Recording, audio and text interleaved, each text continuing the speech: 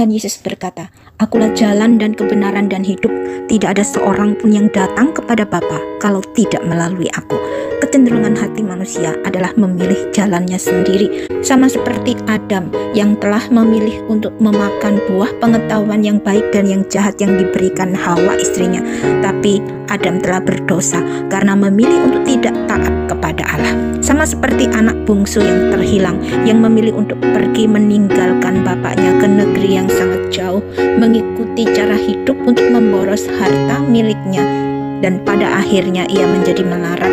Bahkan untuk mengisi perutnya pun ia harus menginginkan makanan babi milik majikannya, tetapi tidak ada seorang pun yang memberikan untuknya. Lalu si bungsu ini menjadi sadar dan ingat kepada bapaknya, di mana tidak ada seorang pun dari pegawai ayahnya yang hidupnya kekurangan. Maka timbullah kerinduan untuk mengambil keputusan kembali pulang ke rumah bapaknya, dan ia pun bangkit pergi kepada bapaknya yang selalu menunggu kedatangan si bungsu.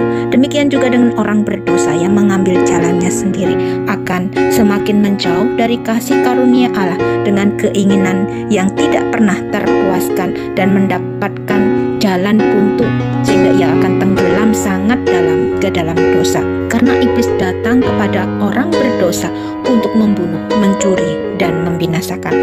Ada jalan yang disangka orang lurus, tetapi ujungnya menuju maut. Allah Bapa di sorga tidak memberikan jalan lain di luar Tuhan Yesus Kristus. Hanya di dalam Tuhan Yesus Kristus saja ada jalan keluar dari dosa dan diselamatkan.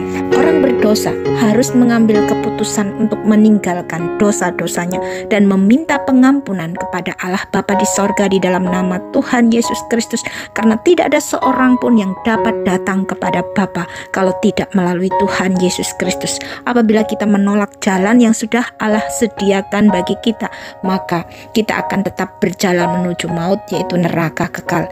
Jalan Tuhan adalah satu-satunya jalan supaya kita dapat menuju kepada hidup yang kekal, yaitu sorga yang kekal dan mulia. Hanya orang yang percaya kepada Tuhan Yesus Kristus saja yang diselamatkan, tapi orang yang tidak percaya akan dihukum, tidak diselamatkan dan masuk neraka kekal. Demikian juga dengan orang yang malu mengakui Tuhan Yesus Kristus di hadapan manusia, maka Tuhan Yesus Kristus juga akan malu akan orang itu untuk mengakuinya di hadapan malaikat-malaikatnya apabila Tuhan Yesus Kristus datang kembali ke dunia ini untuk kedua kalinya dalam kemuliaannya dan dalam kemuliaan Bapa dan malaikat-malaikat kudus. Sebab jika kamu mengaku dengan mulutmu bahwa Yesus adalah Tuhan dan percaya dalam hatimu bahwa Allah telah membangkitkan Dia dari antara orang mati, maka kamu akan diselamatkan.